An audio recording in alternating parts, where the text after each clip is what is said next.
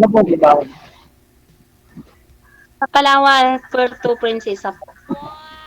Mga Palawan po ay isang construction worker po. Saan Pag-inig po? niyo ba ba? Ako ay isang construction worker po. Lipat-lipat kami ng yung site. Paminsan may Cebu, paminsan may Bohol, ganyan. Distino rin po ako dyan sa Kalibo. Then ito po, isa Saan? po akong single father. O, dalawa po ako. Ano? Pero Ilonggo ka ba? ako, hindi nakakaintindi lang po ng Ilonggo. Ano, Cebuano ka? Opo. Cebuano di ay ka. Oh, Cebuano dyan. Asa man ang buhol dapit? Asbang Pilipinas. sa Pilipinas. Pilipinas po. Pero atbang siya sa Cebu lang. Nandito ka na sa Cebu, hindi ka nang sumakay ng barko papuntang Bohol. Anong ganon? Opo. Taga, yan po. Ba talaga kayo? O Bisaya din po kayo? Ano? Bisaya din po kayo? Ilongga. Bisaya, Ilongga. Saan sa... Kabalura po doog Cebuano.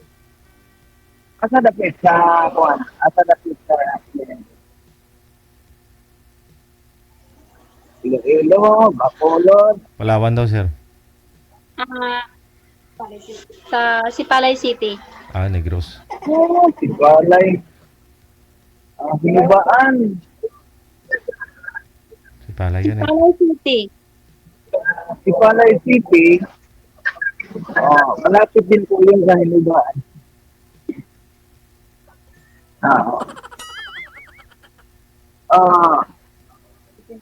Ilang taon na po kayo?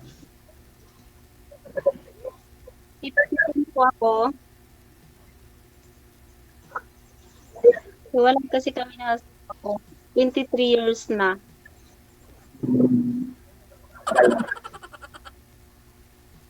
Ako, hiwalay ako. Ikaw?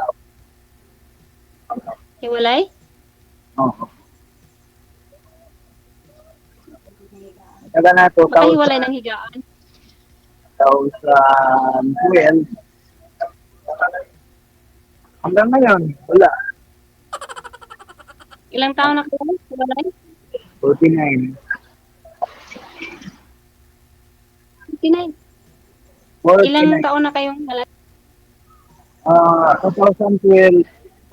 Ilan yung taon na yan? 2012. Tapos 2024. 2 years po. Yes. Running to. Saan na yung pamilya mo? Nasa Pampanga po.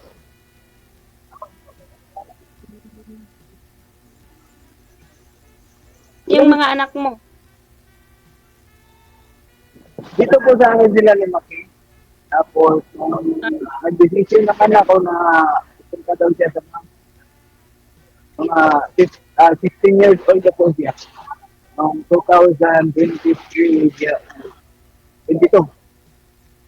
Wala. 2022 siya umalis at dalawa sila, puro babae. Bakit ano bang bakit ang problema? Bakit kayo nagkahiwalay ng iyong Bigla lang po. Kasi, una niyan kasi mahabang istorya. Ito, kasi galing ako dyan sa nagtatrabaho ako kay Mayor Wong dyan sa Pampanga. Kay Mayor Wong, driver niya po ako eh. Excuse me. Tapos, dinala ko na sila. Dinala ko rin sila dyan sa, ano, sa Pampanga.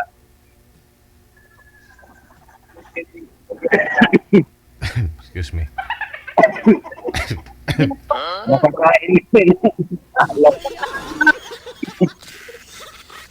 Inubak mo. Sorry po, sorry. Inom po kayong tubig, sir. Baka may tubig po dyan.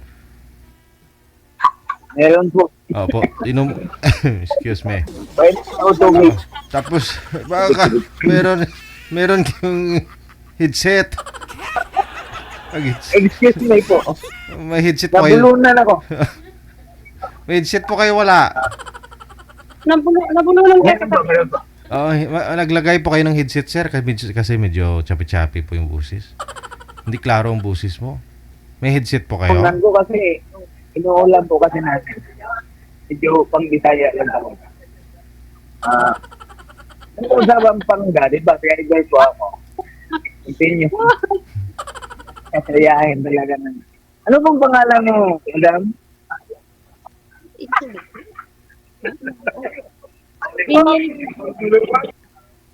Dimia po.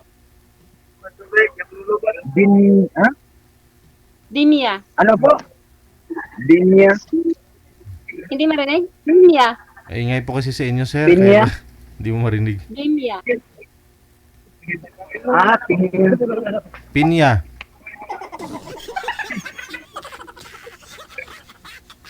Narinig ko na po.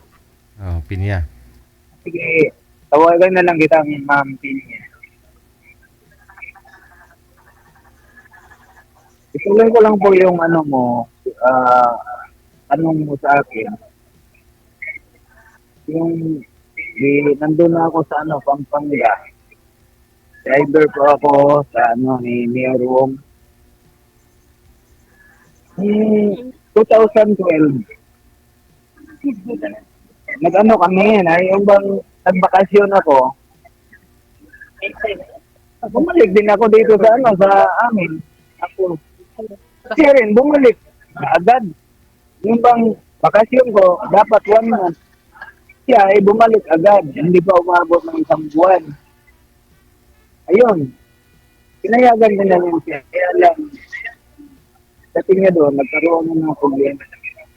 Yun po, bigla lang yung ano, nangyayari. Wala namang problema doon sa pagsasama namin.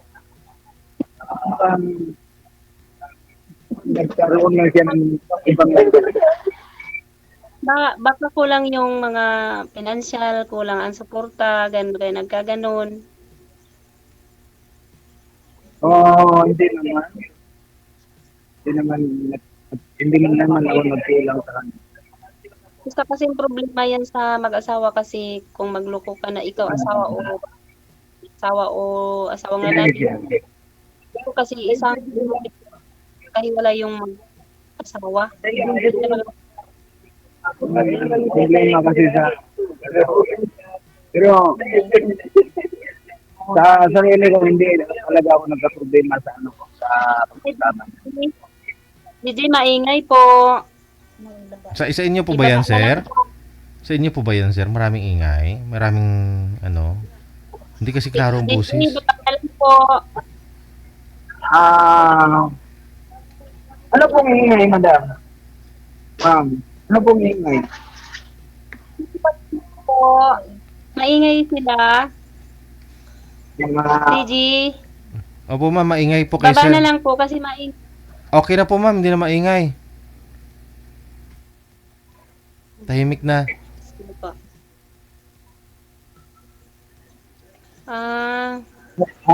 Kaya ano mo nangyari? Nagkaganon yung pagsasama. Na wala namang pagkulang yung lalaki, wala namang pagkulang bakit po nangyari ganun. Bigla lang nag-ano si Mrs. Nakakita po siya ng gwapong lalaki. Pero, Meron namang ano malayo yung asawang lalaki na siyempre kung kulang yung suporta ng asawang lalaki, lalo na sa mga pinansyal, lalo na sa mga anak na nag-aral o kasi magbago talaga yung asawa kung kulang ang pinansyal mo, kung hindi sapat yung sinusuporta mo sa kanila. siguro. Nasa malayo na lalaki, baka nagawa din ng hindi maganda, nalalaman ni Mrs. di ganun din ang ganyan naman ang ngayon ang nangyari sa panahon ngayon kasi Hindi, kay sir nga daw po ma'am, Ano ba yung rason nga daw po ma'am, nakahanap ng gwapo. Yun ang rason ni sir. O, PG, Sabi niyo po sir, nakahanap ng gwapo yung asawa mo. Yun po ang rason, ba't nakipaghiwalay siya sa'yo, ganun. oh, yun. Ayun. So, ibig sabihin, bastante naman. O, hindi naman nagluko si sir. Si ma'am nawala. May dumating yata eh. Napalingon siya, tapos biglang pinatay yung tawag. Wala. Ma'am, okay ka lang po, ma'am? Sino pong dumating? Ay. Sino kaya yung dumating?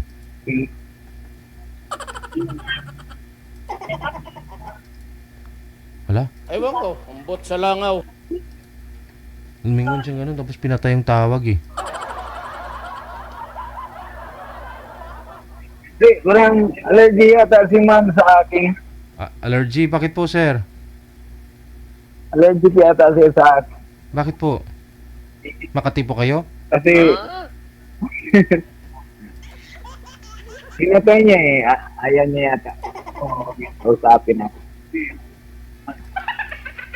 Teka lang po. Baka na paano yun kasi may dumating tapos pinatay niya. O, teka lang sir, tawagan nga po natin ulit. Ibabaan mo muna yung tawag. Opo. Mm. Busy yata si ma'am. Hindi, baka ano eh, baka hindi natin alam, baka na paano yun. Huwag naman sana. O, tawagan po natin ulit sir. Baba mo muna yung tawag. Opo. Sige. Sino kaya yung dumating? Baka barangay?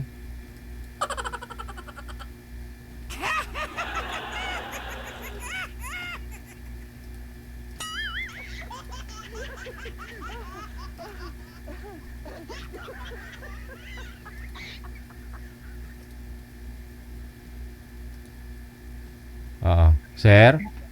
Yun po. Hindi na sinasagot. Eh, Paano kaya Oh. yun? Manager, hindi na nag-chat si girl? Oo.